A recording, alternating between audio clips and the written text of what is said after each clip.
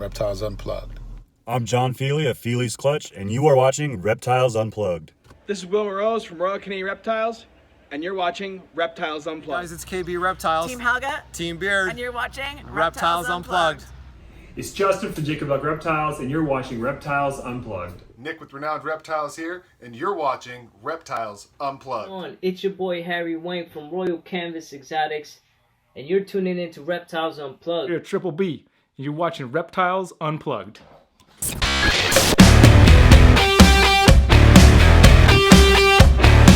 All right. Okay, here we go. Another Wednesday Friends Day gathering here, and we've managed to get another victim on the show, so that's always exciting.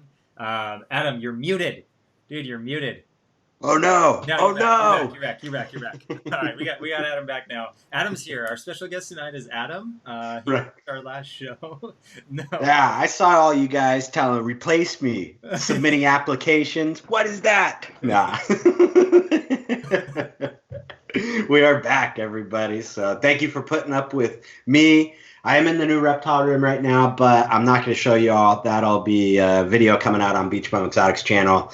I don't know, sometime in the next 10 years or something like that. It'll happen. But tonight, I'm so excited because we have an awesome guest, Bob from Bob's Balls. Man, please tell us who you are. Let us know. Yeah, what are we all about here, dude? Yeah. Guys, I'm Bob Boo from Bob's Balls. We're a breeding program out here in Georgia. I do most of the shows in the Southeast area. I go down to Florida, Tennessee, North South Carolina, and then Alabama. And of course the Georgia shows, right? And ball pythons.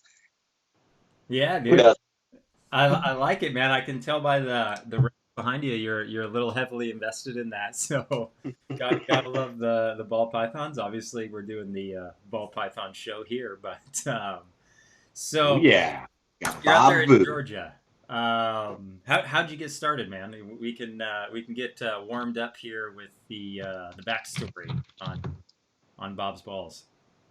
Well, I started breeding ball pythons. This was 2008, 2009.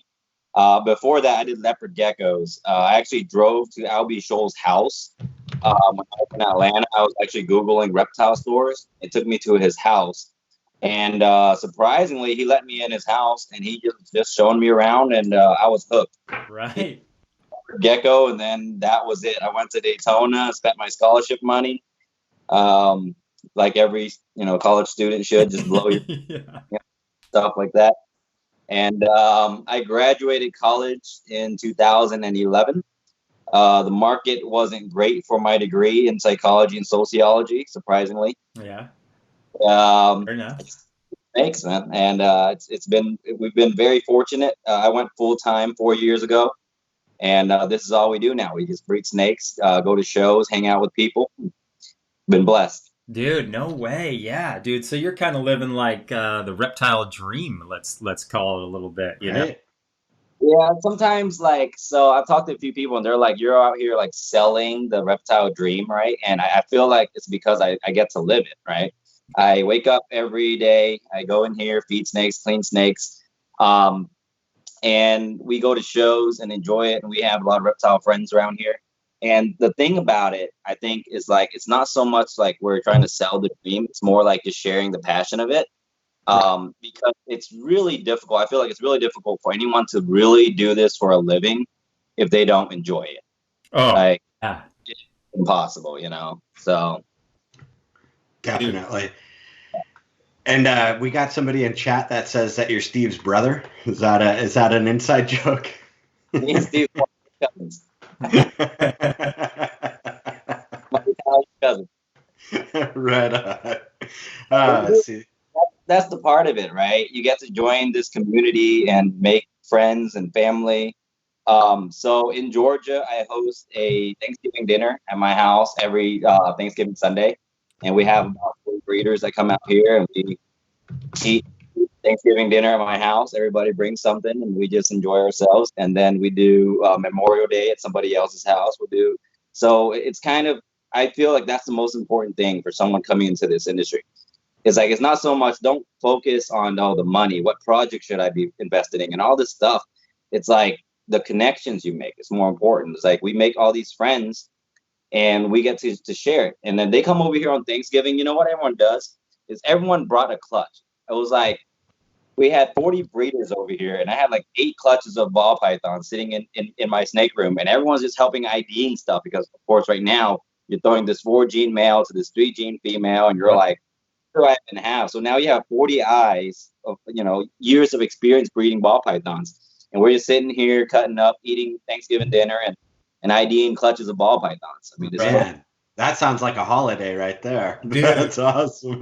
Dude, that's a great holiday. That's a Thanksgiving to be thankful for, man. Instead of like hanging out with all your family and getting into arguments and all that, like you just keep hanging out ball pythons, ID and stuff. I like it, dude. Yeah. Yeah. Hardly ever any drama in the ball python community, right? Right. Yeah. I was gonna say try IDing your snake on Facebook. That's a super normal. No, it's not. That's a super fire. What? That's smart though. They said fancy. Yeah, fancy, dude. That's a fancy ball python, man. Can I get super fancies? Hell yeah, you can. Dude. Do it. I'm surprised that no one has named a morph fancy because I tell this all. So I was like, so people are like, so what's a super special or what makes a crystal? Right? It's like, the morph is called special, right? And it's like, and everyone has a special ball python, right? Right. Dude, super fancies, man. That's what we need to name the next gene. I like that. Super fancy. You get a fancy, then you make the super. You got a super fancy, dude. I like it. Petco's on board. It's great, dude. Oh, for sure. You better be careful though. They might require some royalties from you. You know what, though? I was at PetSmart a few weeks ago buying a light bulb for one of my monitors. And I was surprised. I went out there. They had an albino, what looks like an Enchi. And, you know, it's like all these morphs are out there at PetSmart. And, of course, they have these big contracts with these huge breeders. But I was just remembering, like, in 2009, 2008, I went to Daytona, the Breeders' Expo. And you could not have even bought a pastel Enchi or whatever unless you had, $2,000-$3,000 on you. Right. You know, I pastel there in Daytona. It was in 2008, and I bred him in 2009. Had my first clutch pastel to a normal. Right, that was pretty exciting back then. Yeah. And I remember when I hatched my first lesser spiders. Okay, and I was blown away. I mean, I saw this thing in the egg, and I was blown away. Right. It's probably the most exciting time for anyone to get into breeding ball pythons, right? Yeah, $500, you can go buy a 3-gene, 4-gene male and a 2-3-gene female and create, world's first and world's just, first. Yeah. Yeah. And it's an amazing time to get in. It is. You know, there's so much that can be done right now. It's crazy, man. But hey guys, before we get too far ahead of ourselves, I know everybody knows who you are, Bob, and you've got an awesome social media. You produce amazing snakes. But if you wouldn't mind maybe rewinding the clock with us, and we always like to on the show, go into how you got started and kind of what inspired you to start breeding and all that. Yeah, so when I went to Daytona in 2008, and I dropped $2,500 on reptiles. Right. And I got home, and my mom was like, "You spent what?" And I was like, "There are guys out there making thousands of dollars off of snakes," and that, and I was like, "This is crazy." And I don't want to tell people that is what drives the industry or drives your passion, but to know that when you wake up, you can take care of your family doing what you really enjoy. It's like it's out of this world, right? Yeah. So right. First started deciding I'm gonna breed snakes because this is a hobby where I won't be in the hole, right?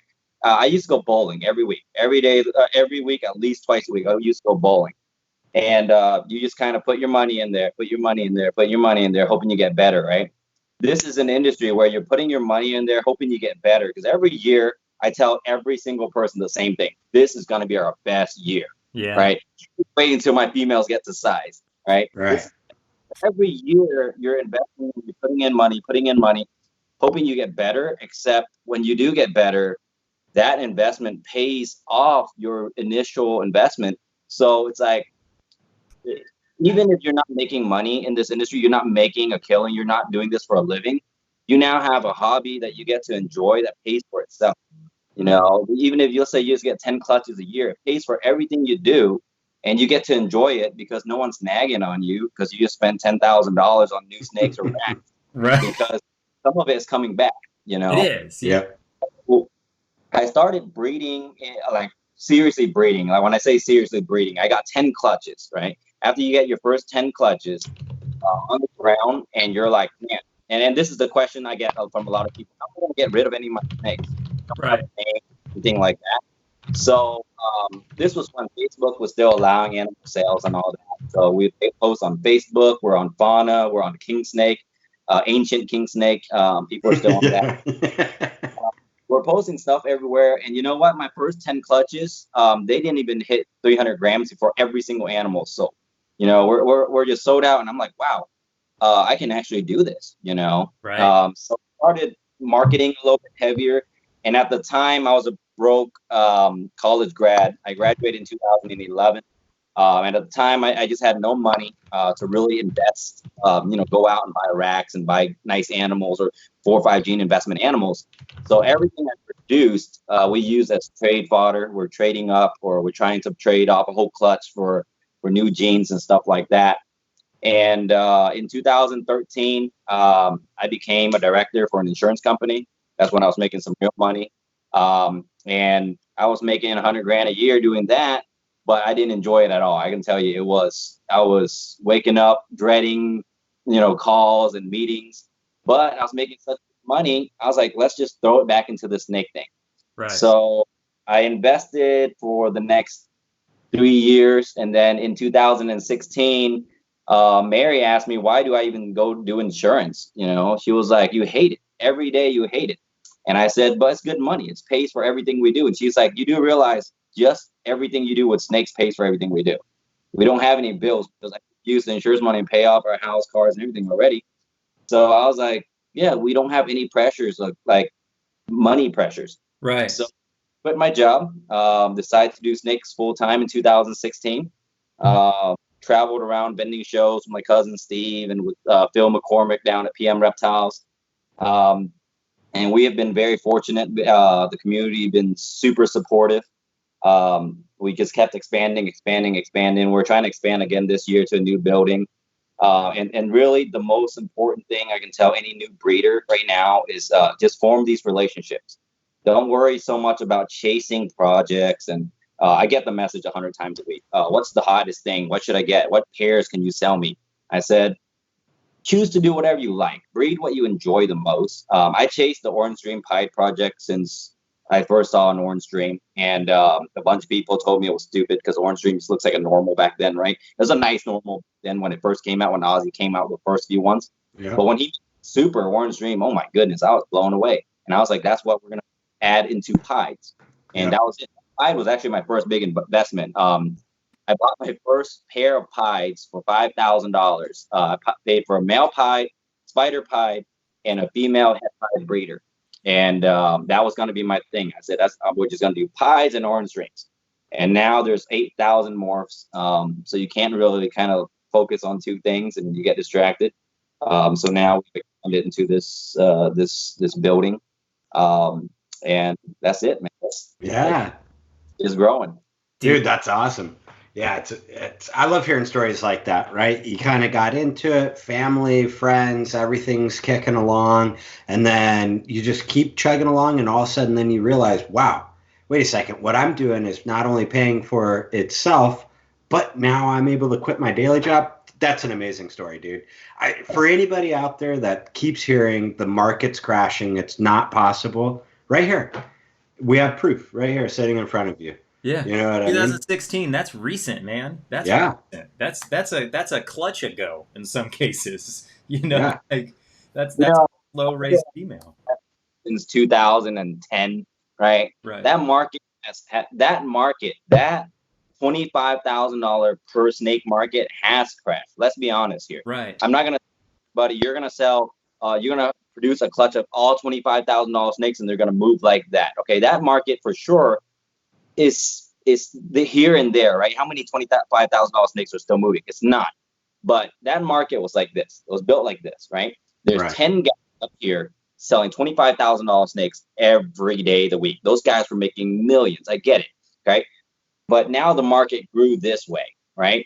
Now there's 1,000 guys making $1,000 a snake every day of the week, you know? So, I mean, the market's dying, right? There's no money in it, but then you see guys building these huge facilities, right? All these guys going full time and all that, buying these new racks, right? ARS comes new rack every few months, and Freedom Breeder is probably sending out 2-3 racks a day, right? The market is very much alive.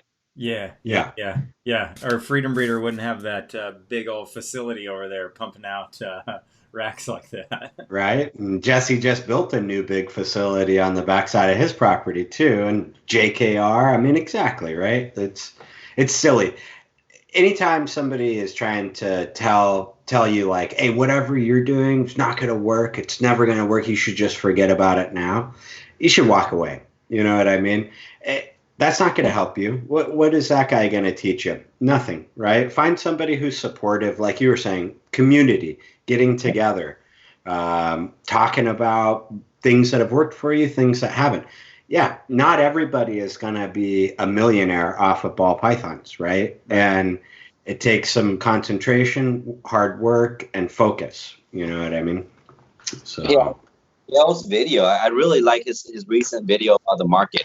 And he, like, a lot of people don't like when he talks about the money side of it, but I love it, right? Because new people, when they come in, especially during the investment phase, I'm not saying that look at the dollar signs, but however, that investment phase is very important, because that is what you have to explain to your wife or your husband or whoever it is about why you're getting these animals, right? And it's very hard, especially for any family right now, to say, hey, baby, I'm going to spend $10,000 on these snakes and we'll make it back in 3 years, right? It's hard to explain that part, but Miguel goes into it and he explains the breakdown of a clutch. It breaks down his last 3 years of hatching. Your first year, you might not break even. And that's most businesses. Any new business knows when you open a new business, you're not going to break even or make profit in your first year, usually, right? And so people have to go into this with an investment mindset also. I get it. You love the reptiles, but you got to kind of be smart business wise too. If you're going to drop $10,000, $20,000, $30,000, you got to be smart at that, and don't buy $20,000 worth of animals, throw it in a $2,000 rack and use a $50 thermostat. You know what I'm saying? Right.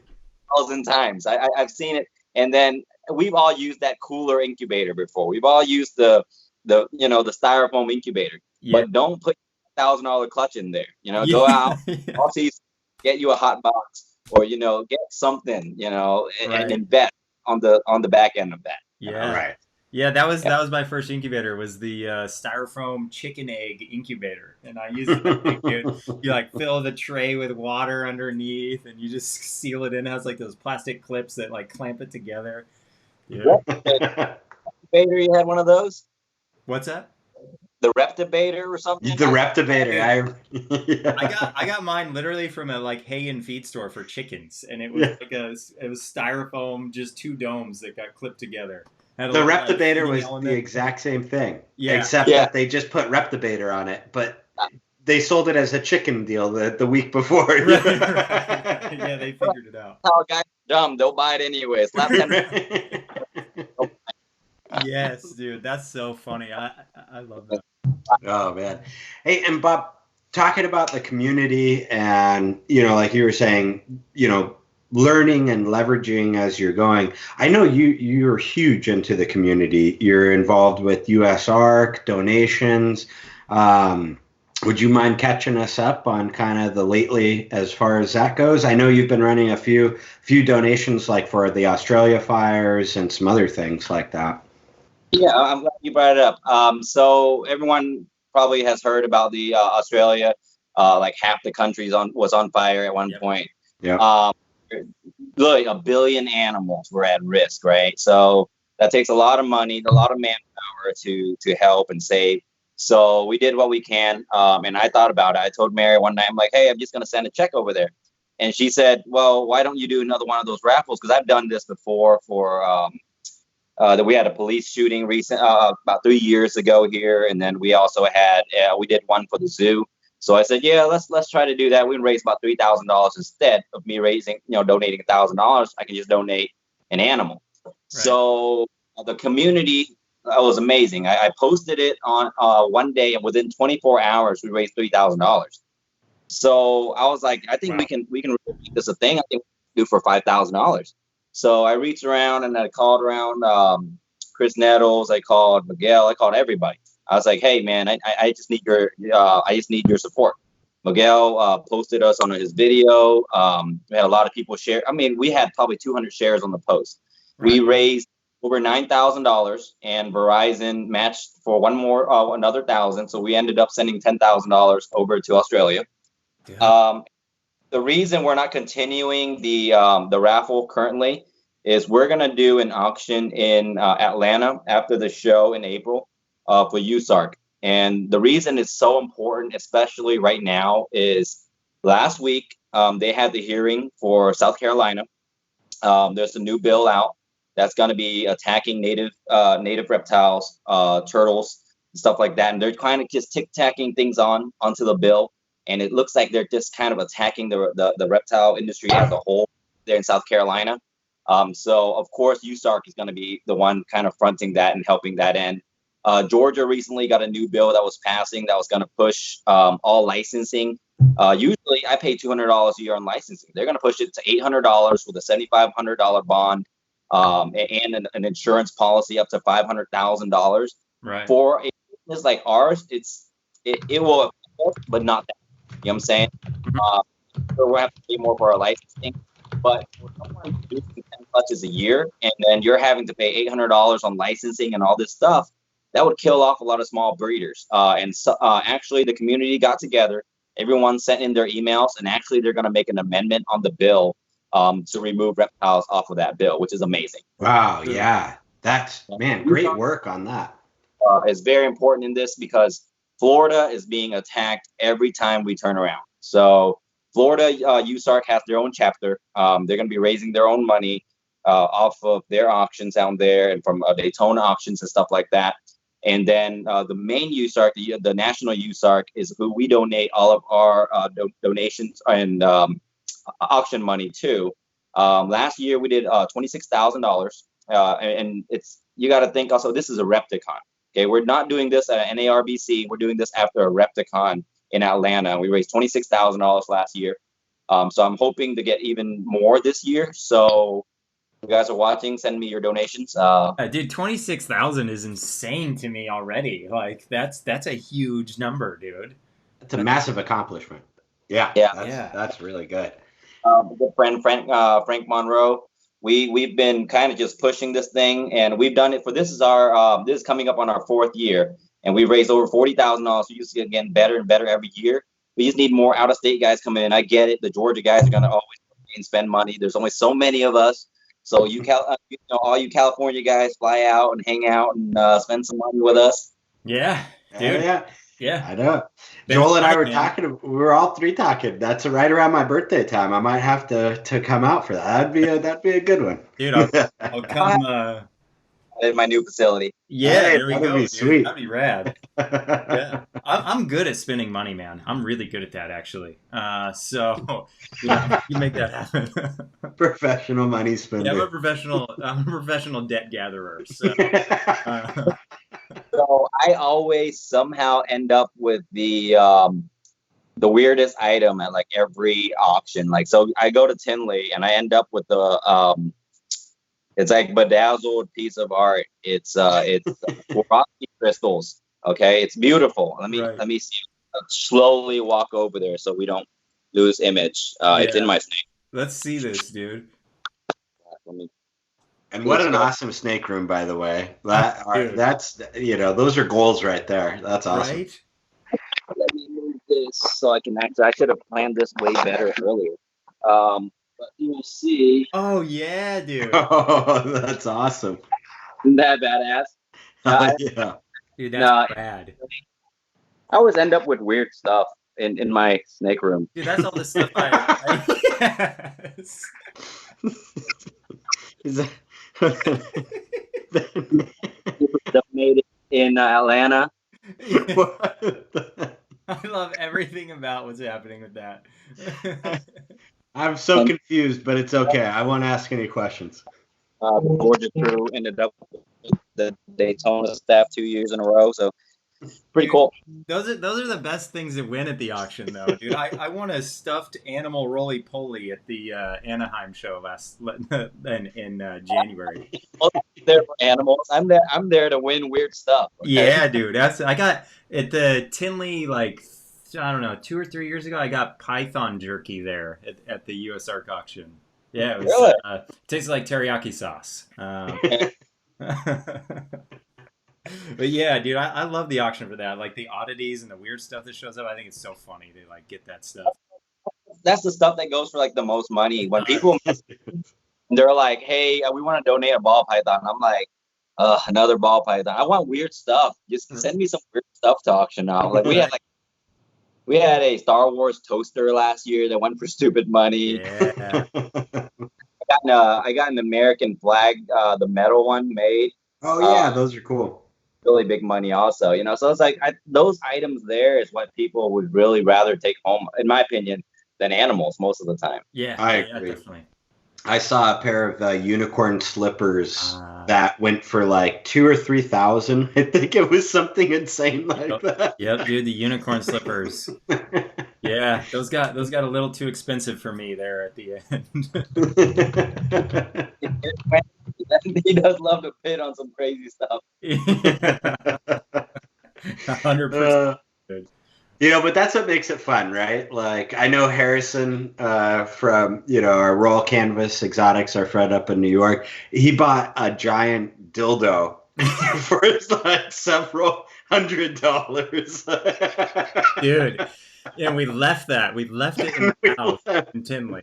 Just right in the middle of the table. Oh, man. Yeah, it's fun, man. That's what makes the auctions fun, though. It's stuff like that. It is. And then, too, we have to remember we're raising money. Yeah. What's that? Like, all these guys are making crazy amount of money off of this industry. It's like, sometimes you feel guilty making all this money off of this.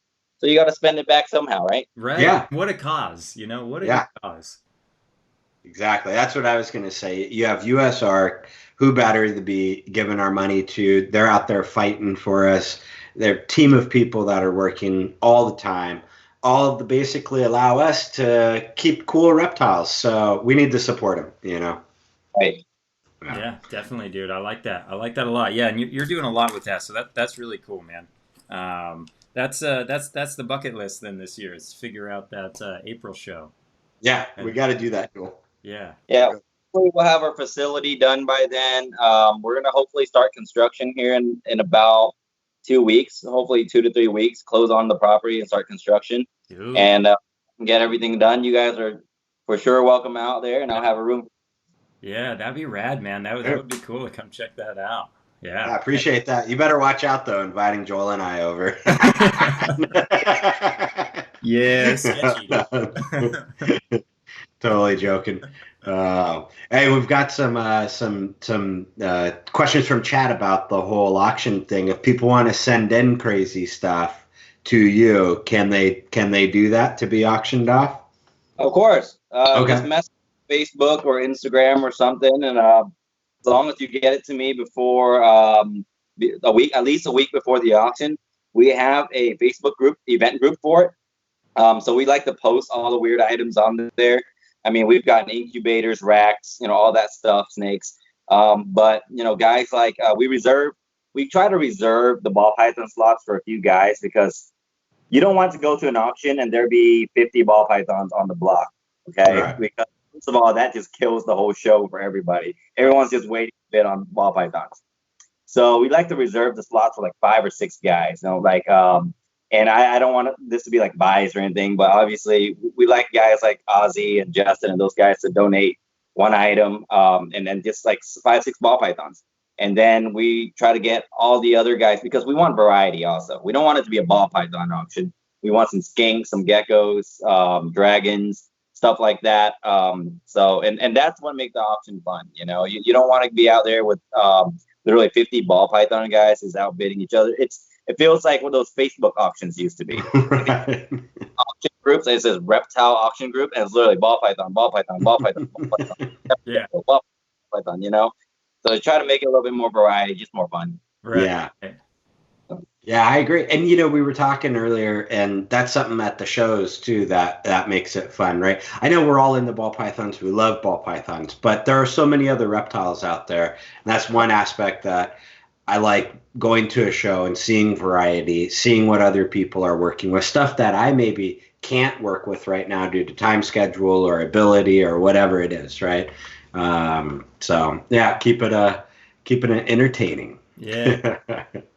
The variety is pretty important.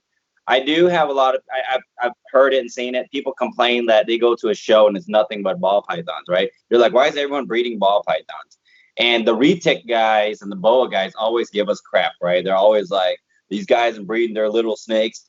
Well, there's a reason everyone breed ball pythons. Right. Because everyone else is buying ball pythons. Yeah, dude. Ball pythons, no one would breed it. But variety is cool. I was in Colombia this past weekend at that show. So you get to go in there, you see Gila monsters, and you see cobra, diamondbacks, and all this cool stuff that you wish you could keep, right? But really, now we know we're ball python guys. And as soon as we open a tub and we see a piece of shed or something, we just gonna stick our hand in there and grab it. Yeah. So, have rattlesnakes or cobras, right? But it's and sometimes I think, especially when you go to a show and there's gecko guys, and God, I love the guys that take the giant geckos to shows, you know, stuff like that. And just to show kids, like, there's more to the world than ball python. these species out here, man. I mean, you going out here, I went to Tinley last year and they had more tokay geckos. That's got to be some animals. They're angry all the time, but they're cool. Yeah. And I've actually kind of expanded out. I've actually reverted back to my newbie stage where everything is cool to me. Right. I'm like, God, I can keep some skinks. I can keep some geckos. I can keep some monitors. So we started buying in. I have a pair of monitors just for fun. I have some skinks, some geckos, some boas. Because awesome. At the end of the day, we're herp guys. You know, we're right. We want to, right? So exactly. I like it. Man, that's so cool. That was one of our questions too. Work with any other species, so that kind of nails it down right there for us. Yeah. I mean, like, I think if you're a herp guy, it's really so hard to focus and just do ball pythons. Like, I'll go to a show and I get distracted so easy. I'm like, oh man, that's a really cool gecko. I actually picked up a lily white crested gecko this past weekend from Gecko Junkie because. But I've always had a crested gecko colony, and I'm like, what's one more gecko, right? It's yeah, dude. Yeah, they don't take up space. Right? Leopard geckos when I first started, and then I actually sold out my whole collection to focus on ball pythons years back. And I'm like, God, I just need to get back to the leopard geckos just for fun, right? They're so easy to keep. I go to the show every week. I don't even have to breed mealworms. I just pick up mealworms at the show. Yeah. So now we leopard geckos. Yeah. Right? Yeah. I have this patternless leopard gecko. Nick from Renowned was just talking about it. Dude, I've had her for like 10 years now, just chilling with me. Like, dude, I've had her forever. She takes zero to take care of. It's ridiculous how easy it is to take care of. You know, just crickets, mealworms, whatever, once a week. You know, like, it's so simple. It's great. You know, never a problem. They poop, and she poops in the same spot. You know, it's amazing. Yeah, they're potty trained. They potty train themselves. It's ridiculous. You know, so simple. I love it. Why this industry will continue to grow. Right. I have dogs, and it takes me so much effort and time to take care of 2 dogs in comparison to 500 snakes. Yep. You know, it's like my dogs poop all over the yard. They don't corner. It's just piles everywhere. And I have a Doberman, so he's big good piles. size. Yeah. Right. These snakes, you go in here, you open a tub. There's a poop in a corner. Scoop it out. Change the tub. We use sandy chips for a lot of our babies. You go in with a shop vac. You can clean that tub out in like 30 seconds. Yeah. And And when I tell people efficiency is what is going to make your husbandry better, because when something is simple and easy to do, you're going to do it more often. Yep. So when I go in here and I can clean out every single hatchling tub in one day, it makes my life 100 times easier, right? So I go in here, I can literally change out every single water bowl within 2 hours. Every single water. And how right? many is that? How many tubs is that? Do you know? I'm not gonna give you a full count, but I'm gonna give you my baby wall. so a few. You got a few there. Yeah, but if I can change everything out within a short time frame, I'm not in here, dragging ass. I'm not in here like angry about it. I'm in here, and again, every time you open a tub, oh my God, the snake just shed. It looks great, and you get to see all this, and you actually enjoy it. You're gonna want to do it, and it has to be efficient. And I tell people, be efficient with your system. You have a system, because if you don't, it starts to go downhill a little bit. Your husbandry starts to drop because your enthusiasm starts to drop after a few months of getting into it. And now you're thinking, oh, I'm in here for 8 hours, 5 hours at a time, and just can't get stuff done. I can do my whole adult wall in a day. I can clean every single adult, because all of our cocoa, we break down 5 blocks of cocoa at a time. Boom, we can swap out all these adults in one go. And I think if everything's efficient, you're going to be able to do it more often, and your animals are just going to be way better off. They're going to have clean water all the time. And I'm a huge believer in what Ozzy said about the water thing. People get respiratory infections and get sick snakes from having stagnant water. So we change out the water almost every 2 to 3 days. Every 2 to 3 days, I want someone come in here. It helps that we've grown to this level where I can have an employee come in here and take out all of our water bowls and rinse it out and put in new water every 3 days, because I am a huge believer that you get sick snakes from stagnant water. And I've only had respiratory infection one time ever keeping snakes, and this was like 7 years ago. We got a snake in with respiratory, and I had to call a bunch of people. We have to go through the Vicks Vapor Rub system, where you have to like boil Vicks Vapor Rub, put the snake in a box with another box. Yeah. And I'm never gonna ever deal with that again. We've cleaned out water bowls every 3 days, and we've never had a snakes here from that. So that's a huge believer in that. Yeah. Dude, that's a piece of advice right there for sure. Stagnant water, man. Stagnant water anywhere in the world is not good. Right. It harbors so much bacteria. You got to think your snake eats, even if it eats frozen, right? It eats a meal. It wraps that rat up on its body, and now all I got to do is crawl right over that water, and all that bacteria just drops into the water, and now it's gonna go back into it and drink it. And it's just like there's just no way that can be good for them. So you got to go in, replace your water as much as possible. I'm not saying there used to be that group in Natita where they're like, you have to clean it daily and you be able to drink out of the water bowl. I'm not saying that, right? But right. That's possible, and you're not going to have any issues with sick snakes. Right. That's great advice. I mean, it's that fine balance, right, of kind of mimicking the wild and kind of incorporating that into like what we do, captive breeding, right? But the one important thing to remember is in the wild, these snakes have the ability to go find clean water. If you're sticking them in a tub and you only give them a dirty water source, dude, that's all they have. You know what I mean? Yeah, I think that's really, really good advice. So that when you brought that up, it's like, there are groups out there who are like such sticklers for husbandry, which is fine, but don't get to the point where you're belittling people who have their husbandry wrong to start with, because they're never going to change their husbandry because you're yelling at them. Exactly. Right? Oh, yeah. Show them a better way so that they can change their husbandry. Geez, some of these Facebook groups, I used to belong in every Facebook group, and I used to comment on every post. And I've kind of that a little bit, because some of these posts are getting way out of hand. And sometimes you kind of just lead people to the water, and it's up to them to drink it, right? Right. Yell at them. They're not going to care about your opinion anyways. If they're those people who just don't care about the reptiles and the health, they're not going to care anyways, Right. And if their PetSmart specialist or expert told them to do this and they really believe it, then they're not going to believe you anyways, right? So just give them information, give them, what you can, and hopefully they change their husbandry. Yeah, yeah.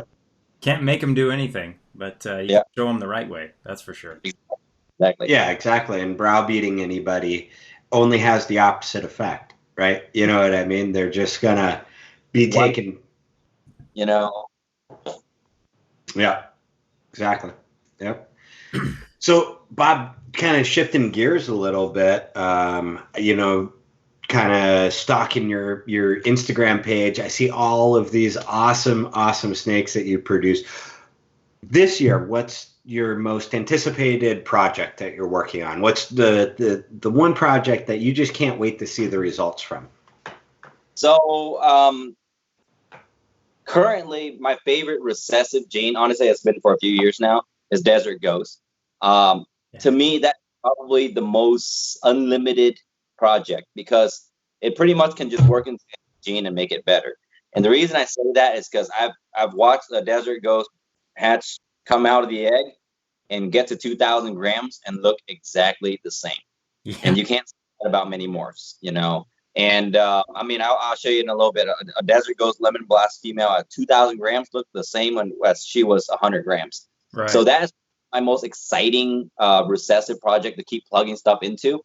But if you've seen on my Instagram, I have a new project called the Voodoo. Yeah. It's a African wild caught gene that came out of Outback. We actually got it in for $25 as a wild caught animal. And I was like, hey, it doesn't hurt to throw a male on one animal, right? So, and the reason I don't just flood, and I tell everybody, if you have a cool project, don't flood your whole collection with it because you're going to start to get desperate about feeding and keeping those animals. So you're going to want to sell them out real bad. We only bred that male to one female the first year. And then this past year, we bred him to 3 females. And because I wanted to see the results on different genes. Right. And I've had people message me, do you have any more? How many more do you have this? What's for sale? And I said, I don't have any left. We only produce so many animals a year of that project. And you want to protect your customers, right? So you have this, if you really believe in this project, this cutting edge project that you're working on, you want to protect your customers. Because if you make 100 of these, now you're thinking, crap, I have to feed 100 of these. Let me sell these off. Then you're automatically going to dump that price. But because I only made, we made 9 of them this past year, I don't mind holding on to all 9. However, we did move, I sold 5 of them. I kept 4 for myself. I can move them all at a higher price. All of my customers, when they produce from those animals, are going to be able to get better pricing from them because I'm not going to flood the market this next year with him either. I'm literally breeding that same male to 3 females again this year. I'm going to breed him to a Desert Ghost female, a Clown female, and a mystery kind of a special project. Yeah, okay. We got to keep there you go. You guys got to keep tuned in to Bob's Instagram and whatnot and fish, Dude, that sounds cool. And I like how you brought that out, right? That you have to protect the customer base too that's purchasing from you. Because I mean, when you quickly scanned over your racks, you have tons of ball pythons. You could take that male and run them to 15, 20 different females if you did it the right way, right? But what good is that going to do, right? So leaving things for people to wonder and try and shoot after, I think, is really important. Before you established the Voodoo gene, what type of pairings did you do to determine, like, hey, this is actually a gene and something that is, genetic and replicable? What were some of your processes that you went through to determine that? So when I first got the male in, I was thinking in my head already, before I got him, I saw pictures. I was thinking, this is something else. And then I reached out to the other 2 projects, fairly similar, and I asked them if they had supers and stuff like that. And we determined after I hatched my clutch that they weren't the same genes. I bred him knowing that gene would go well into a Lucy complex animal. So I bred him to a super lesser female, just to make sure that if I was to hit the animal, it's that animal. Right. And this is this past year. So I bred him to a super lesser female. I bred him to a Mojave female. And then the super lesser female also ended up happening to be an Enchi. She was a super lesser cross Enchi, and then she ended up producing Enchis. And then after seeing those babies, actually, since we have some viewers on, Yeah. Oh yeah. babies, I was able to determine that they're not just Mojaves coming out of that clutch, you know. So this is a Mojave voodoo Yes, dude. up there, and you can tell it's clearly not just a Mojave coming out from the dad. Oh, that looks Yeah. crazy, man. Way different than a Mojave. Right, so we're kind of hoping this year to make it super. I kept back two NT lesser voodoos. Let's see, I got a voodoo lesser here. So this is the voodoo lesser. Okay, so this is the lesser version. Wow. Okay. So when I'm looking for different. yeah, I was looking at it and it's like, God, so much dorsal, so much and there's always seems to be this dorsal connect at the tail. And Okay. So that's one of the characteristics of the voodoo is kind of the strong dorsaling. yeah, strong dorsaling, and I see just it's so much more granity looking, in my opinion. Dude, I love No. the side pattern. So we're hoping, and I'm not gonna do everything with it. I don't. There are certain genes I don't have in my collection that I want other people to work. So when and it's also important when you're working a new project to select the right people to get in it with you. You know, so we, you know, Steve being one of the ones, my cousin Steve being one of the ones I sent one animal to because he has a lot of chocolate stuff in his collection, and I think the project would go well with chocolates. So, Dude, I think you know, it'd be really good with chocolate. That's, yeah. you know, getting into the supers and stuff like that. So you haven't made obviously a super yet, a super voodoo. No, because this is my second year breeding him. The females are now about over 1,000 grams. They're about into that 1,200 gram range. We'll probably breed them in about 4 to 6 months. I have an ultrasound here, so we kind of cheat a little bit. We ultrasound everything. Once they have follicles, the males would go in. A lot of people go based on the 1,500 gram, throw a male in, right? I have girls that will hit 2,000 grams that hasn't developed the follicle. Each female and their reproductive system will be different based on their feeding schedule, right? You can get a female up to 1,800 grams in a year. I've seen it happen. Right. And then there's females that just don't grow fast. It'll be 2 years. They'll still be at 1,200, 1,500 gram mark. And they'll start developing follicles at 1,200 grams, 1,300 grams because they're mature, but they don't have that size. Right. I have a girl in that's 2,000 grams. I want to breed her so bad. She's 2,000 grams and she's like 18 or 19 months old because she just slams rats, but she doesn't have that maturity and just no follicles. So I mean, again, with ultrasound, I can breed this male literally to 20 females and get clutches out of him. But, right. Yeah, game in the game. Yeah. So we had a question that kind of came up in chat earlier, and then kind of touches on this a little bit. With this like new morph and stuff like that, how do you go about pricing? Like, what do you usually do with naming your price, and then how to name the price on the combos and stuff like that? I guess. So pricing for me, it's just like when I price for shows. You'll come to a show and you'll see my pricing. It could be either high or low based compared to the other guys. Mm-hmm. I price animals based on 2 criteria: genetic potential and looks. Right. So once it gets out of that genetic material area, which means will someone actually buy this animal as a breeder? Right. So you're thinking about, let's say, a bumblebee male. Is anyone actually out here hunting for a bumblebee male as a breeder? Right. Most no. So then now you're pricing this bumblebee male based on his looks, right? This animal looks like this, so I'm gonna price him like this. You'll come to my table and you'll be like, man, this guy is high priced because I still think this animal looks great, right? And people complain all the time, oh man, your price so high. Well, because also we invested more in our displays, but again, people are still buying. But on the newer genes, I'm basically basing it off of breeding potential. I'm looking at this animal and I said, okay, based on what it looks now and based on the fact that there's possibly a super, because of a lot of the genes that look like that in that chocolate range usually have supers.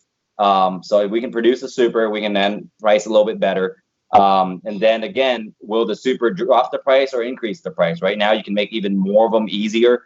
So will that drop the price or increase the price? And then we'll have to look, how does it look in a clown, right? Everything is based around pretty much clowns for the last 5 years. How does this gene look in a clown? How does this gene look in a pied? And the recessives is where it's holding value. If this animal only looks good in codom genes, then that's a problem. If it doesn't show up in pieds at all, or clowns at all, or desert ghosts at all, that's a huge problem.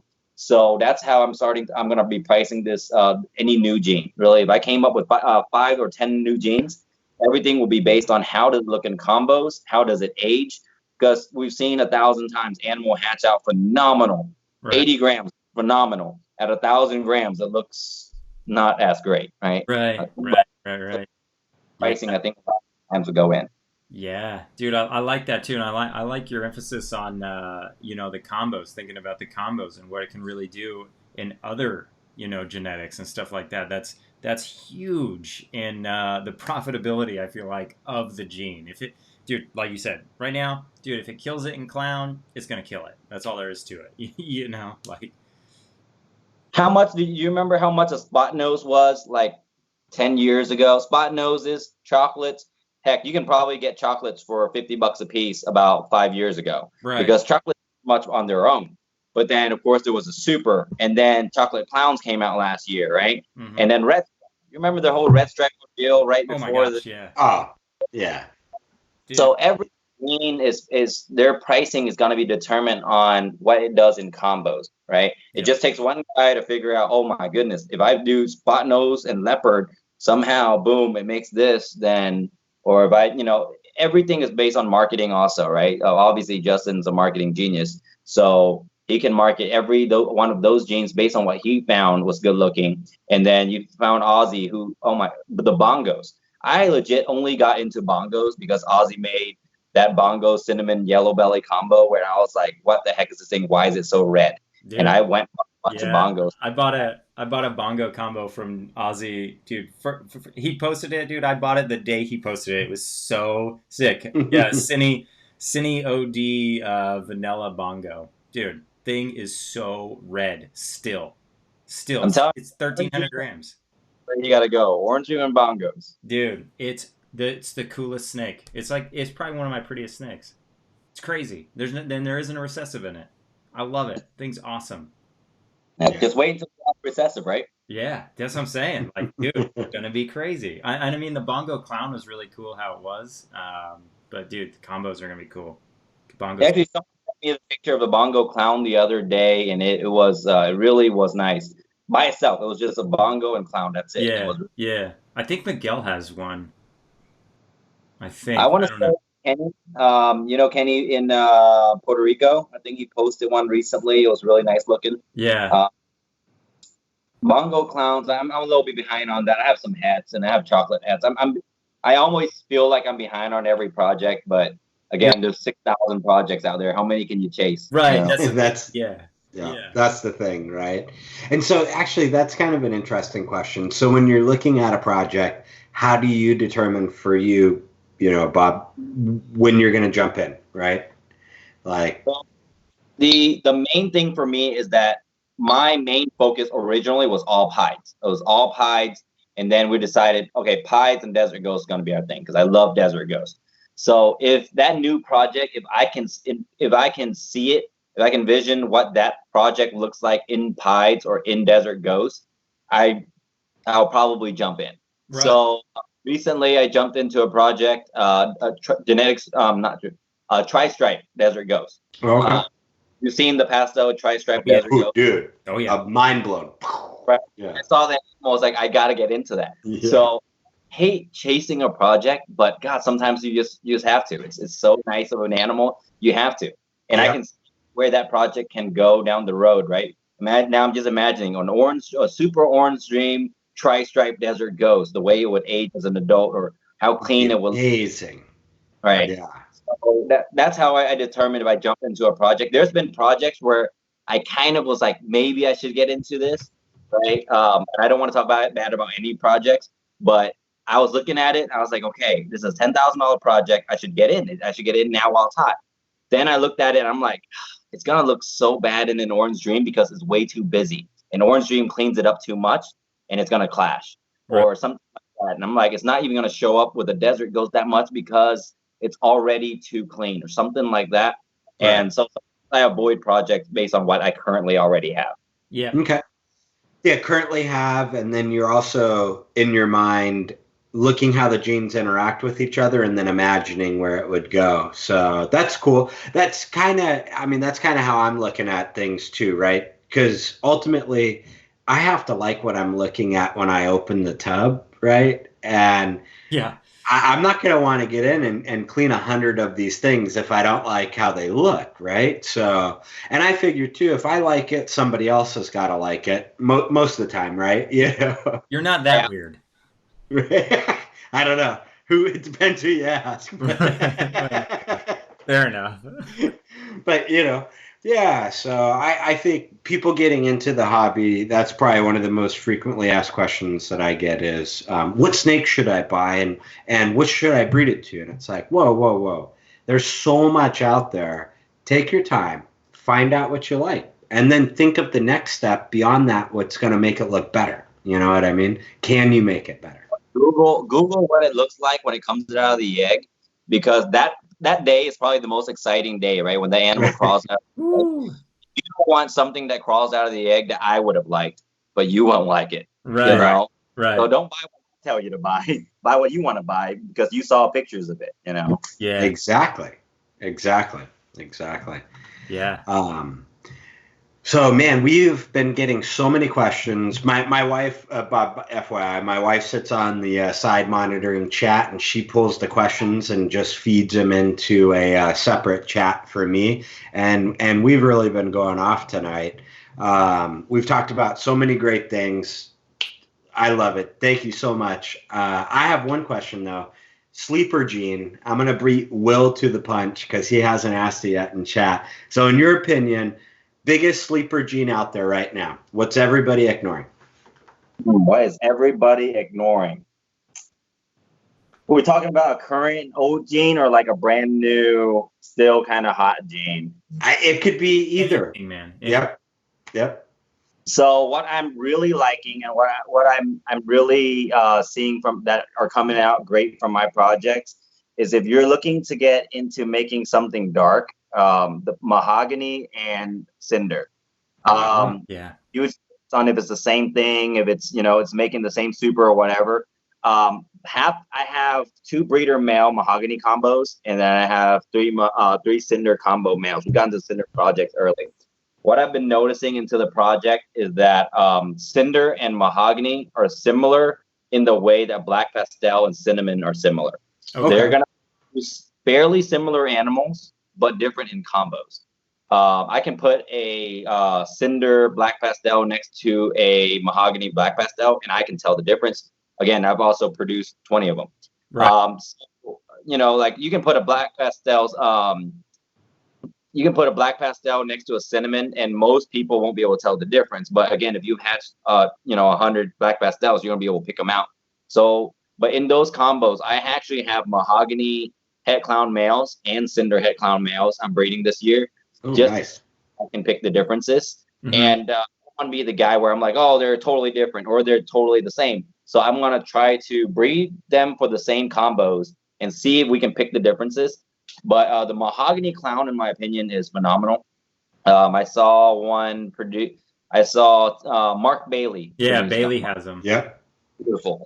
And I saw a few combos that's been out so far. I think mahogany is sleeper gene. It's been around for a while. Mahogany's been around for a long time. It's just not a lot done with it because it's dark. Again, a lot of people went to lighter snakes, right? Made a bunch of light colored snakes. But the dark combos, when you add it to the right genes, comes up with phenomenal contrast that you just can't beat. They age very well. So I think sleeper gene for the year is going to be mahogany and cinders. Yeah. Okay. Yeah. Hey, I like that. That's a first. We haven't. That's a first. Yep, definitely. Yeah. I like the mahogany stuff, and I really like the cinder stuff. I've been kind of following along with a lot of stuff that like Ozzy's been doing with it and stuff like that. I think it's a cool gene, man. And I'm like the more and more time has gone on, I've started to draw more into like darker genes and stuff like that. Because like you said, dude, everybody loves the bright snakes, right? So there's been a ton with it. So we have a lot of untapped potential in some of those darker snakes that I'm looking forward to, doing stuff. It starts off with like when you're first getting in, you always go to bright stuff. Yeah, right? yeah. Everyone wants to make bright stuff. And then after a few years, you've seen enough bright stuff where you're like, that's why acid, confusion, and statics have taken off this past year, right? They're making all these dark leopard type combos, and people are falling in love with them. And I'm falling in love with them. I have acids and confusions here just in case, right? I want to see what the differences are. I want to produce both sides and see what the combos I can compare them. I hate to do that, but I want if they're different. I want to see if they're the same, if they're different. However, whichever side of the fence you're on, you just have to test it out yourself. Yeah. For science, right? For science. And hey, remember when banana and coral glow first hit the market, everybody was, oh no, this is different, right? And it wasn't until people started actually buying, well, I'll get a coral glow and a banana, and then they started breeding, and then they determined, oh, okay, you know what? They both make supers when you put them together. They're the same thing. But, you got to take that leap sometimes to be like, no, I'm going to invest in both and figure this out for myself. You know what I mean? Exactly. That's how Ultramel and Caramel got proven to be different genes. Yeah. Right. Some guy had to think crazy enough to breed. I'm going to breed my Ultramel to my Caramel. Right. And all normals. Right. Right. Yeah. Whatever, man. Exactly. What if not, though? What if you bought that $10,000 Ultramel and you bred it to your Caramel you've had for 10 years and made all visuals? Yeah. Right. So there's a lot of that going on too. And heck, that's the market for candies, right? Yeah. The first guy breed a candy to an albino and was like, oh crap, they're allylic. And then what do you do? Right. So again, and then now what are the hets? What do you when you breed that animal? Like you bred, this is where people get so confused. I saw this the other day. Someone was selling an albino het candy. What? Okay. Right. But they don't understand. They're like, well, this animal has to be because it came from a Candino. And I'm like, it doesn't have to be. And I was like, still have to explain these things to guys that have been breeding for 10 years. But when you breed a Candino to a normal or something like that, you don't know which het you have. Yep. Nope. Oh, and again, for science, someone had to do that to start with. Yeah, exactly, right? That's similar, I think, and I could be speaking out of term here because I'm not 100% sure on retic genetics, but I believe that is so similar to lavender and purples. They're I thought allelic, and you can breed them together and make lavenders and purples from like the same snake, and that's why you'll see a lot of like retics labeled as het albinos, because they don't know if they're het lavender or het purples. Ah. Yeah. Okay. So, I mean, the Candino part confuses a lot of new people, especially and anytime you throw that word allelic out there, it kind of confuses a lot of people, right? Blackhead and spiders, which was the most mind-blowing allelic combos ever. Right. The normal creator, like, what the hell? Normal, right? And you're like... Seriously? It's like... Right? And... Weird. Yeah, that's a crazy combo. But anytime an allelic combo comes out, and you have to explain to people that this blackhead spider normal will only produce blackheads or spiders. Yeah. But not both. Right. And then just like the Candino thing, the guy was like, well, I bred a Candino to an albino, so they have to be albino het candies. I'm like, no, it doesn't work that way. Yeah. You explain how genetics works. And again, we're having to, for science, do a lot of these pairings to find out that a Candino will produce het albinos, het candies, but not both. Right. Stuff like that. Stuff like So James in chat had asked, do you think toffee and candy are the same thing? Yes. Yeah. 100%. 100%. And I'm not saying that I'm right, but I'm saying 100% based on the evidence of both of them being imported at the same time. You notice Coral Glow and Banana was imported the same year, named different things. And Phantom, same year, named two different things, produced the same combos. Toffee, an adult Toffee looks the same as an adult candy, in my opinion. Yeah. And it makes Toffinos, which looks exactly like a Candino, in my opinion. Right.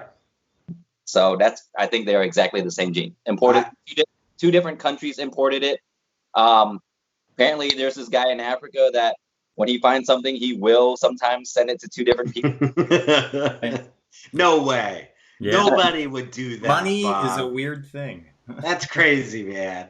You guys who market this project as their own, name it real witty names, right? Really, Candino and Toffinos are great names. Like they are. Yeah. It's a great name. Exactly. Oh man. All right. Well, some people, when you find out a new morph, stop naming them such bad names. Right. There's a process there. Go with fancy. Use fancy. Next. Okay. If you steal that name, we want royalties. Absolutely. You heard it here first. All right. All right. Well, we're just over that hour mark. I feel like we'll hit into that lightning round question, and then we'll jump into some chat questions and really dive into what everybody's asking. I know there's been a ton of questions, so if you're good with another 20-30 minutes of this rant, I think we're good to go.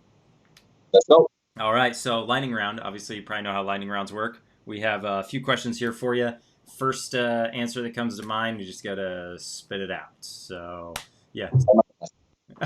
Okay, so starting off, what is your... Panda. Panda. Okay, dude, I like that. It's quick. I like it. You've thought about this. So next question. Biggest pet peeve or something that annoys you the most? Oh, God. People who type there, and there. I can see the differences as you speak. I should not have better grammar than you. Right. I like that. I like that answer. Yeah. Okay. What would you describe yourself as a cartoon character? What would be your cartoon character from like childhood, like Ninja Turtles or something like that? Vegeta. Vegeta, dude. Vegeta. My man. Yeah, Vegeta. Probably gonna be a good dad, but angry all the time. Right. I like that. I like that a lot. Dude, love Dragon Ball Z. Way too much time watching that. Okay, so 3 words to describe yourself as a teenager. Teenager. Awkward. God, I was such a typical snake guy teenager. Like, snake guy teenager. There it is. And all that. God, Yeah. I was very typical snake guy teenager. I like it. Okay, that nails it. Very typical snake guy. We'll do snake guy in as one word. Yeah. Snake guy. There you go. Awkward snake guy. Okay. Okay, so travel back in time. When would it be? Like at any point in time. Yeah, Any point. literally. Sky's the limit. Okay, so I'm gonna take the week before Tinley that Justin dropped the Pompeii, and I buy up all the red stripes before I. Okay, yeah. Best answer yet. Legit, my young self, and I can travel back in time and tell my young self, I would go back to the day Bitcoin was made, and I would tell my young self, buy every single Bitcoin that you can afford. Screw the snake stuff, and you would be a gazillionaire. Right? Yeah. But you can buy all the snakes you want now, right? Dude, right. Yeah, that's how I would use that. Dude, I go back in time when Google was $100, when Amazon just came out, Netflix, yeah, all those. Uh-huh. Oh, $900 this morning a share. So I should have bought that up, right? What was it? What was it? Tesla? Yeah, Tesla. It spiked yesterday to 900, dropped to 7 this morning. Yeah, But it was down good. like 17% or something like that. $130 today. Anyways, okay, we're getting off subject. So last question is the honorary, unofficial, official question is: in your pants, your jeans, are you a button fly or a zipper fly kind of guy? I actually don't wear jeans at all. If anyone ever seen me at a show, you have actually probably never seen me in pants. I own about basketball shorts. Yep, dude. Thank you for clarifying you had shorts on. I just run around, no pants, pantsless. My fancy sweatpants. Yeah, fancy sweatpants, dude. I like that. So drawstrings. You're a drawstring kind of guy. He's a draws. We need a third option. We need a third option. Cargo shorts, man. I'm telling you, cargo shorts is the way to go. Dude, all those pockets. Basketball shorts, cargo shorts, and your fancy sweatpants. That's all you need. That's it. Dude. You're ready for any occasion. Yeah, dude, killing that awkward snake guy. You know, like people ask me all the time, like I never get dressed up because I used to wear a suit to work every single day. I have a suit and tie every single day, and I just don't want to do that. So I'm literally shorts and a t-shirt all the time. Yeah, that's 90% of my my battle too is basketball shorts, dude. I live in these things. I have no reason to wear anything nicer, to be honest. I have snake shirts and basketball shorts. You know? Girl, I don't need to impress her anymore. Right, that's where I'm at. What am I doing? What has this all been about? You know? Okay, well that concludes. You survived lightning round. But yeah, now jump into chat. I know Adam probably has some questions for us, and if anything else, you want to jump in there. Yeah, and chat, keep feeding them. If you guys have questions, let them come on in. Let me scroll up here and Mrs. Beachbum's chat with me. Yeah, more pockets, more snakes, right? Exactly. Let's see. So we talked about the pricing. That was a really good one. Wanted to know kind of what reptile shows you'll be at coming up here. Somebody asked about Oklahoma specifically, but any other reptile shows? You'll see me in Tinley. We will be set up for Tinley. And is this your first year? Yeah, this is my first year vending Tinley. I've attended Tinley for the last few years. We finally got in. It's so difficult to get a table there if you haven't already been vending. Luckily, we had a friend that's not vending, gave us his tables, and hopefully we'll be able to book from there on. Awesome. And I kind of hear that's how you get into the October Tinley is they make you vend March, and then you can maybe get a table in October. So that's cool, man. Congratulations. That's big. And you have to vend that show, and then because they book it right out during the show. If you want to book them, you book it that day. There you go. Okay, so that's the reason there. That makes sense. Yeah, that makes sense. So you're doing both. You guys make a chance to come out to Daytona. It's a great show. It's at the beach. It's hard to beat. Right. Awesome. Dude, bummer. Yeah, what a bummer place to have a reptile show. I'm down. Yeah. We'll have to check it out. Yeah, I've always wanted to go to Daytona, man. I want to do that every year. That's a goal. Good job. Yeah, when I was a lurker on BLBC forums back in the day, everybody was talking about Daytona, and I was just like, well, I can't. And at that time in my mind, I'm like, okay, this is crazy. I'm going to fly cross country to go look at some reptiles. I can't even pitch this one to my wife. I'm like, there's no way this is. But now it's like, hey, babe, anniversaries in Tinley, October. Okay. Yep. Oh, man. Nailed it. Opposite. It's like Tinley is so how's the word? Oh, frozen. So just to go, it's like 30 degrees all the time, and then you go to Daytona, it's 116 degrees outside. Right. The day and night. Yeah. Exactly. I would rather it be in Daytona still, in all honesty. It's right. The cold and me, we don't get along too well. So I hate being cold. Not a fan. My people are tropical climate, so it's right. Yeah, fair enough. What nationality are you, Bob? I'm Vietnamese. Vietnamese. All right, there you go. All right, so some other questions some people wanted to know. Will over at Royal Canadian wanted to know if you're working with the Wookiee gene. Wookiee gene. I have a close friend of mine working, Michael Weaver from Dreamweaver Reptiles. He's got quite a few things coming on. I am not into the Wookiee gene yet because I'm waiting for him to hatch me a Wookiee combo that's already. I don't want to get into the project and be so far behind and just buy a single gene Wookiee. So I told Michael I want a Wookiee, but I also want it to already be het for something I'm working. I'm not going to tell you what because all that. But yeah, I will have a Wookiee by summer. Hopefully, if Michael Weaver can hatch me my animal. Right. Awesome. Yeah, dude. I think Wookiees are cool, man. They're really cool. There was a Wookiee clown at Tinley, too. Yeah, that looked good. Justin's about a year ago, and he was showing me some Wookiee stuff. And I was like, that's cool. But I had already spent all my money at his place buying up, other stuff. Yeah. And then he shows me Wookiees, right? You spend all your money, and then he's like, check these out. I'm like, oh, crap. But so I didn't get into it. And would have. I've been a little bit further ahead. But Michael Weaver, good friend of mine, he has some phenomenal Wookiees.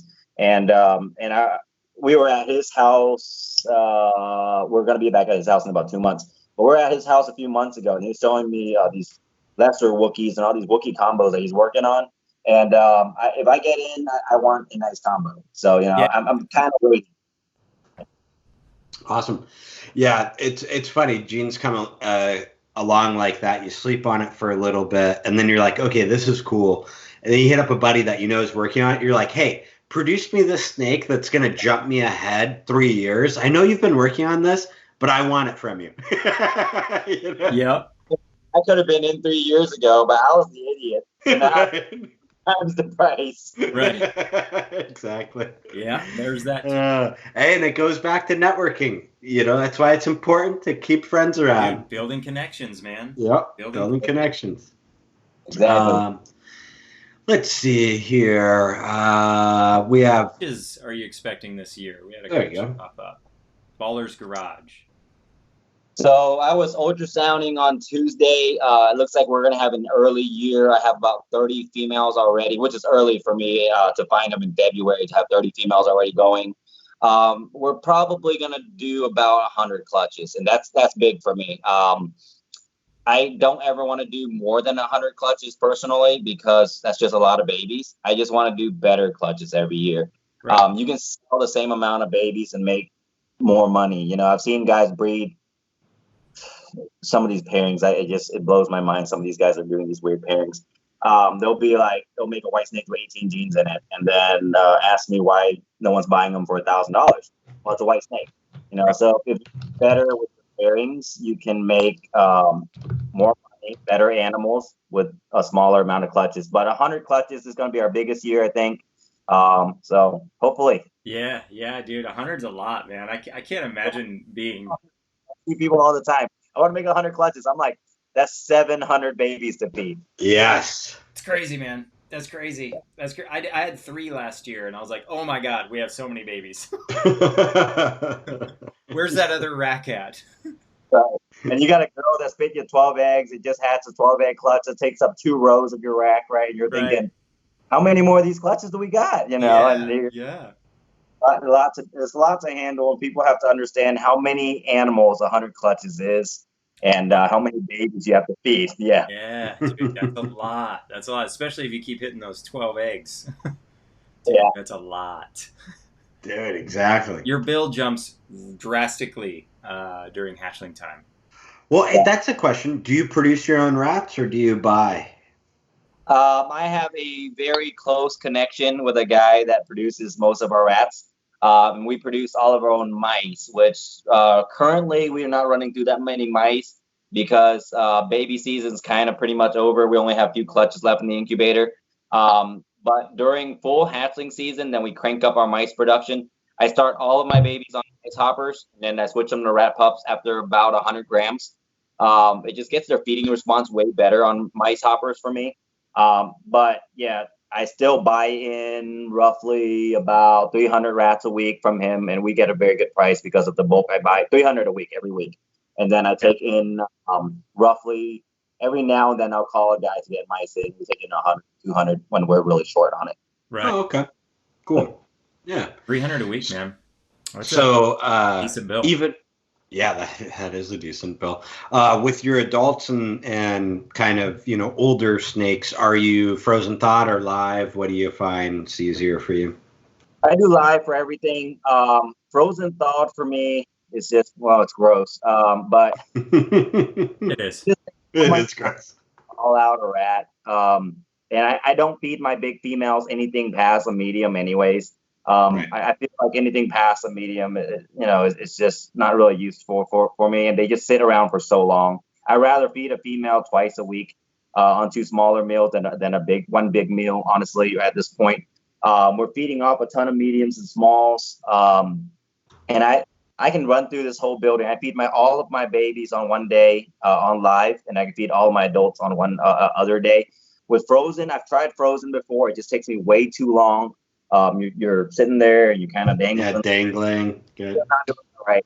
You're sitting there, and then some of them, when they don't eat, now you got like 20 thawed out rat that you got to throw away. With live, if I take in here a box of 200 smalls, 200 mediums, they don't eat. They go right back into the build. We have a building that we just hold rats in. I don't breed any there. I have 2 ARS racks in there that just hold rats. They grow a little bigger, right? Yeah.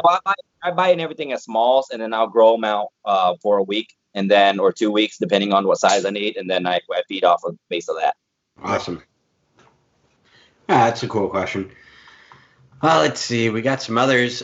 Simon T. Reptiles wanted to know: are you producing any sugar prides again this year? Since you kept all the females last year. I guess you're hoarding females. I think he might have inquired on one. I had one on Morph Market for like maybe 2 weeks, and then someone inquired, and I was like, we've just decided to keep this one too. Oh, dude. I will be producing sugar pies. I actually just talked to my buddy Ryan Bate, and he was breeding some calico pied stuff, and I told him calico pie is going to be big this year when people realize their potential, because I think the first few calico pies were like the first few yellow belly clowns. They weren't very high quality, and so I have some sugar pies here that I kept back, and they're just phenomenal quality, and you can see the potential in them. You can see if you add yellow belly, if you add enchi, if you add orange stream, that they'll just really pop. So I just kept all of them back. I do that so often. If I look at a clutch and I'm like, I can do something with this, I'll just keep every single baby. We could have so much more money if I wasn't a hoarder. But,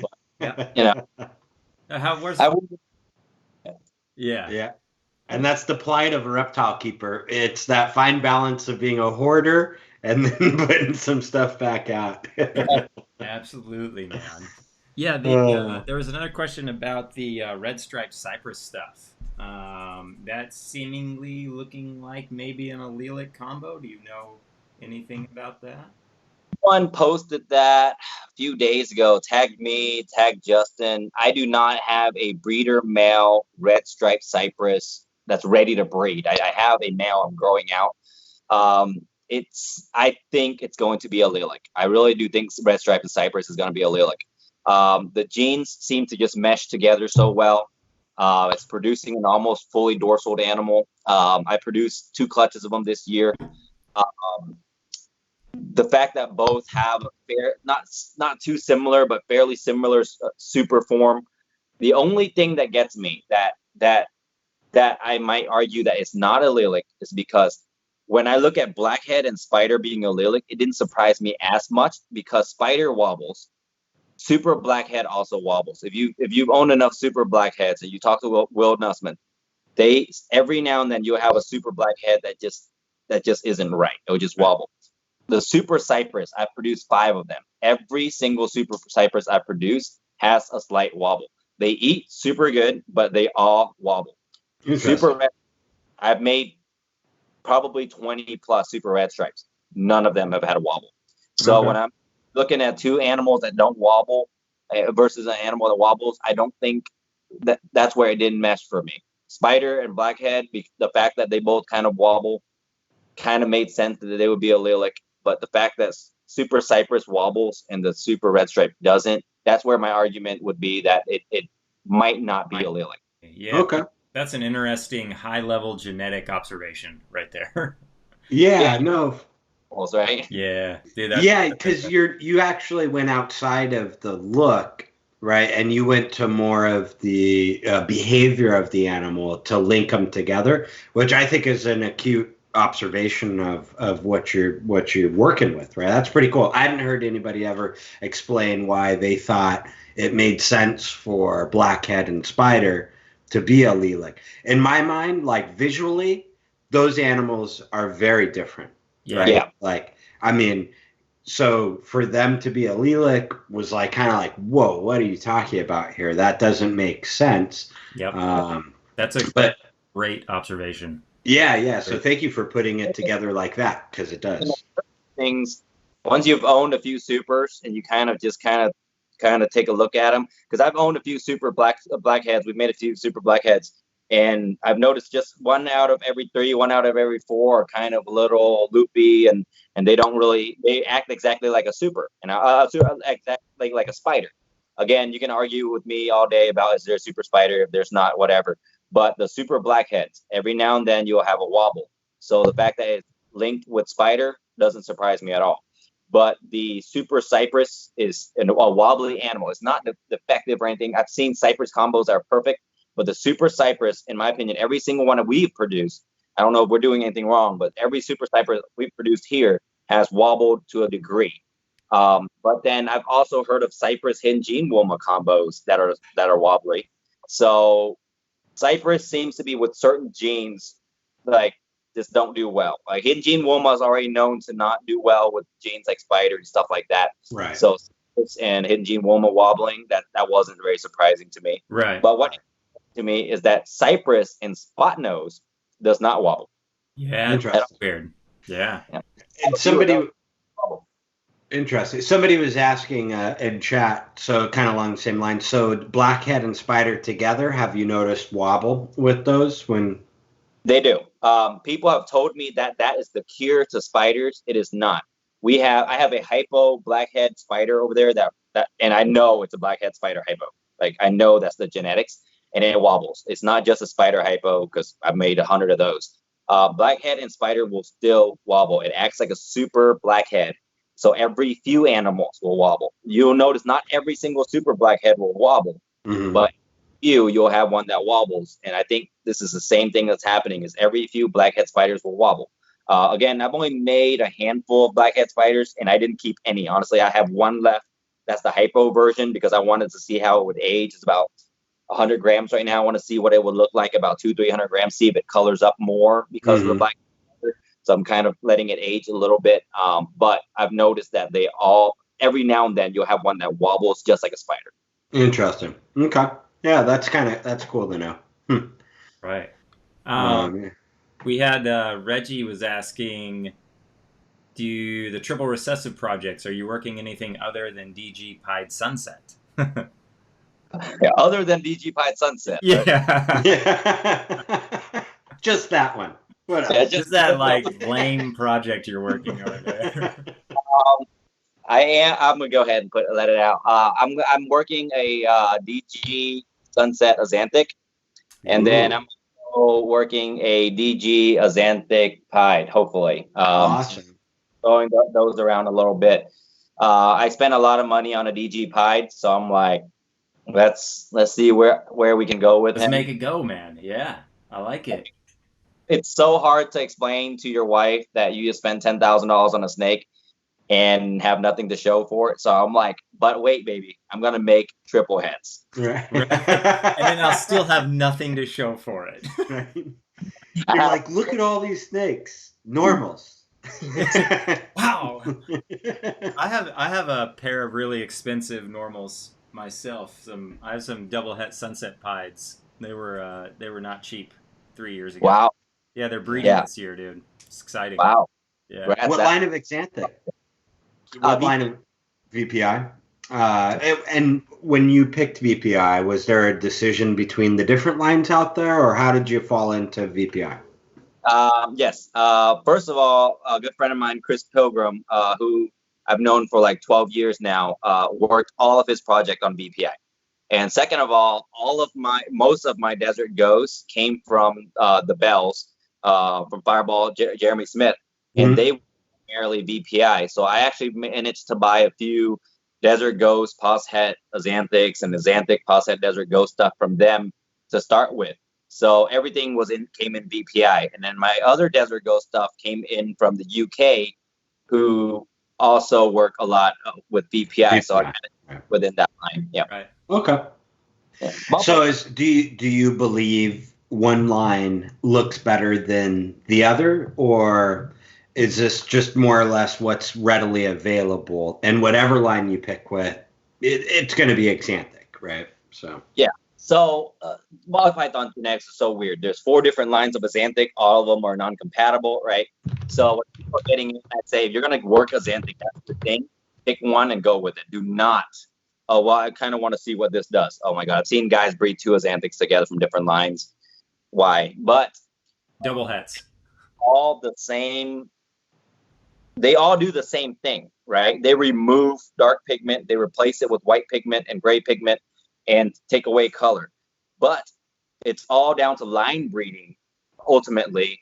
Right. You want to find the best 2 Azanthic of Jolliffe or SK or VPI and breed those together. It was the same thing that we did with pastels 10 years ago. You got lemon line pastels, you got Graziani line pastels. You're finding the best examples. You know what? Till this day, Albie Scholl still makes the best pastel combos, in my opinion, because he only bred the best of the best he produced. And he didn't go out there and buy a $40 pastel and grow that, browned out pastel at 100 and crank it out, Yeah. That is just quality of over time of breeding quality animals. Right. And it's funny you bring up Albie, because when I was first getting into it, I would look at some examples of morphs out there, and then Albie's advertisement would come up. I'm like, why does his look so much better? Like, I mean, it's out of this world better, and for real, like, he had that eye of selecting the best example, and that's only proof and testament to it's not about acquiring a gene. Acquire the genetics you want, but the best example. That's the key right there, right? Mm-hmm. Even if you have to pay more or wait. Not that much more in price difference, even sometimes. I'll go with the display, and one guy will have a phenomenal example of a morph for $100 more for a guy over here. And I'm not saying there's bad breeders or anything. It's just like the animal came out, example itself, for $100 more, especially if this is going to be your breeder male. I tell people all the time, your breeder male has to be your investment animal. That's your investment vehicle. Yeah. All the females is just there to lay eggs, right? So you can buy $1,000 females or however you want to do it and buy your $10,000 male. That male has to be the best example you can find, right? And if you're going to spend, it's either $100 difference or a few $100 difference, but that male is the cornerstone of your breeding project. You have to get a better quality animal. You have to invest in quality. Yeah. And it's worth waiting sometimes, right? Like, people. Yeah. Yeah, this ball python game sometimes is a rush because you see things flying off the counters and you're like, oh my God, I missed that. No. Slow your roll. Yeah. If that animal wasn't right for you, that's okay. You will find the right one and you'll be happy you waited. You know what I mean? Dude, I've been practicing that. Right? I'm waiting for Michael to make me that wolf. Exactly. I've been practicing that wait so hard the past few months. It's driving me crazy. I hate it. I hate every minute of it. Oh man! And I know it's true. I know that's great advice. It's you can easily get caught up in the rush and not realize, dude, that there's a better animal right around the corner. Not pertinent to do it tomorrow. And then there are cases where it was pertinent to do it tomorrow. Yeah, I was gonna say, but if you see that animal, you don't sleep on it. Grab it. You gotta do it, dude. You know what? And speaking of that, there was your dude. I think it was a black pastel red stripe. Cypress you posted. Yeah. Dude, I looked at that snake on Morph Market probably like 15 times. I was like, dude, I need to just go and tell him I want that. And when I finally made that decision, dude, it was gone. I was just like, yep, figures. Yeah.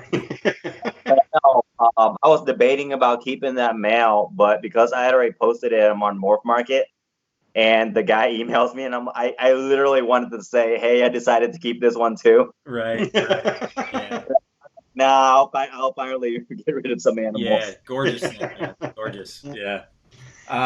We did have a question really quick with Sick With It Balls was asking if you're still running ambient heat.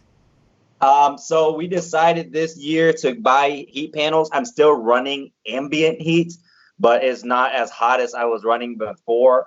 Mainly for the reason is for our comfort. I have an employee here about full time and running it in here 84, 85 degrees, and he's in here for 5 hours at a time, 6 hours at a time. It was tough, and for some reason, I had a slower year running on 84 degrees. I think it was because this building, being that it sits about 2 foot above ground, I was getting a draft. So we started dropping our ambient temperature down. We're now down to 80 degrees. And then I cranked belly heat up to 88 degrees. And I'm getting a better follicle development in my females. Okay. Animals still eating just as good, but I'm getting better development and faster development. Right. So that's okay. With that belly heat, the addition of the belly heat. Yeah. I've always wondered that. I know that's a well talked about subject, ambient versus just belly heat and stuff like that.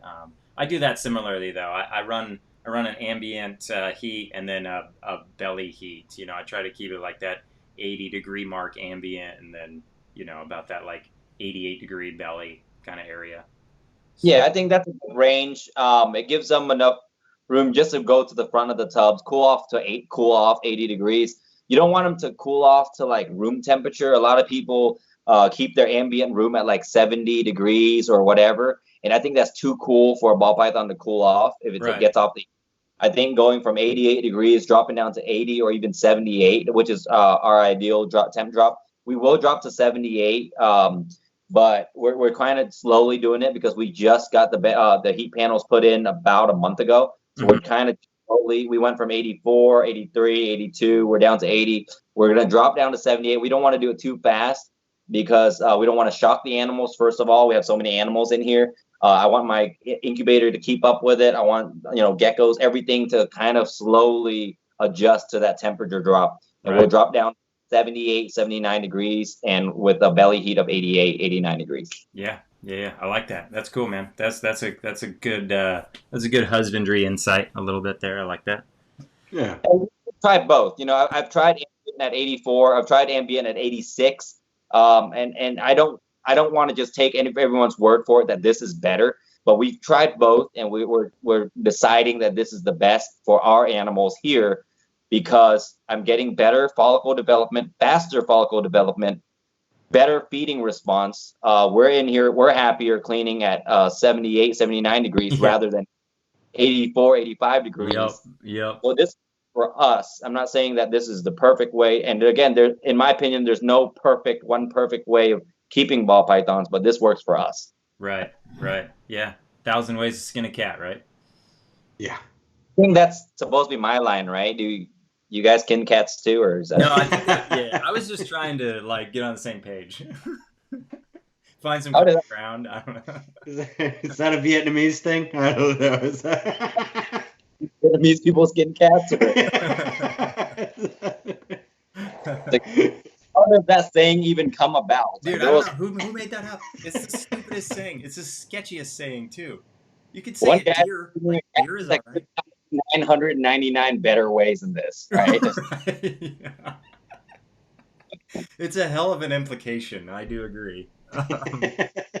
Oh, geez. But, well, I guess that's a good note to wrap this up on, this cat skinning.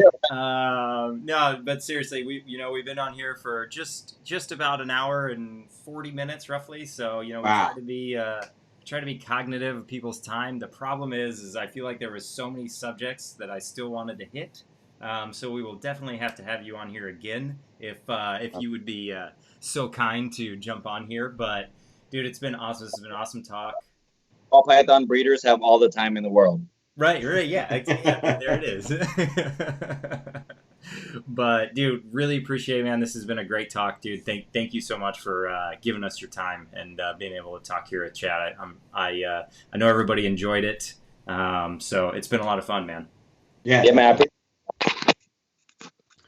And Bob wanted to give you an opportunity to plug yourself. How can people reach you? What's the best way to reach out to you if they're interested in your snakes and just to talk with you? Yeah, just message me on Facebook, Bob Vu. I am very responsive on Facebook. I live on Facebook, except when I'm in Facebook jail, which happens a lot apparently.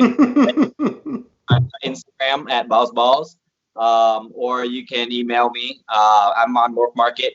Just look up store/Bob Vu, and then you can email me from there. That's about it. Awesome. Right, dude. Well, Great deal. the Instagram and his YouTube are linked in our description. Everybody knows that I am a Facebook hater, so I didn't get the Facebook, but you can find him pretty easy on Facebook, I am sure.